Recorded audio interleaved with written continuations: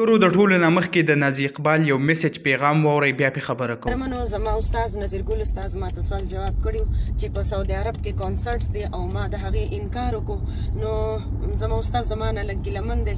نو زه استاد جي ته وایم او تاسو ټولو ته وایم چې ما نه په دې مه خفه کېږئ. زه سعودي عرب ته نشم راتلی د کانسرټ دپاره د سندرو دپاره ځکه چې هغه د عبادت ځای دی او موږ له پکار ده چې هلته لاړ شو د خپلو ګناهونو معافي وغواړو.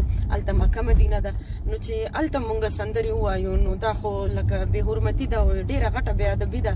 نو تاسو ما نه په دې مه خفه کېږئ. نو ملګرو دغه د نازي اقبال کم پیغام چې و تاسو واورېدو. که ستاسو یاد وي د نن نه یو 2-3 میاشتې مخکې په سعودي عرب په سرخار ریاض کې چې کومه شو شوې وه پکې د بالیوډ اکټر سلمان خان دین علاوه د انډین نور کم فنکاران چې وو هغو پکې هم شمولیت کړی و. که ستاسو اوس خیال وي په تیر شوي او 2-3 هفتې مخکې د فوټبال سره تعلق لرونکی رونالډو چې کوم دی هغه هم د سعودي عرب ویزټ کړی و. باقاعده چې کوم دی د هغه سره ښځه ورسره وه او یو نوی کم آیین چې د هغو زه به ورته ویم چې هغې کې هم داسې څه تبدیلي ورته کړې وه. یعنې رونالډو چې کومه ښځه وه هغه غیر مذهبه وه او په سعودي عرب کې داسې ډېر ځایونه دي چې هلته غیر مذهب سړي داخله چې کوم ده ممنوع ده.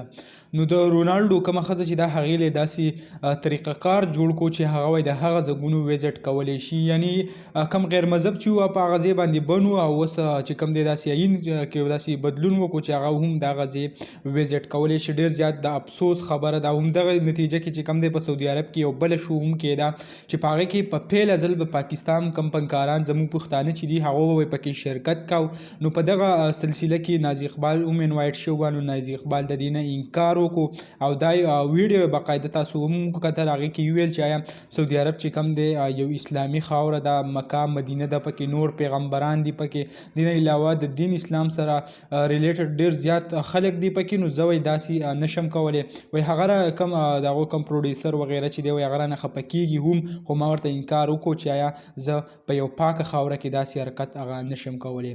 نو که موږ وګورو سعودي عرب چې کوم دی هغه د مغرب کم کلچر چې دی هغه خپلولو دپاره داسې حرکتونه کوي او دا وایي چې 2030 کې چې کوم دی هغه به امریکا کم یورپي ملکونه چې دي هغه او سعودي عرب چې کوم دی به یو شان روان. ډېره زیاته د افسوس خبره ده چې په یو پاکه خاوره باندې داسې قسمه حرکتونه کیږي.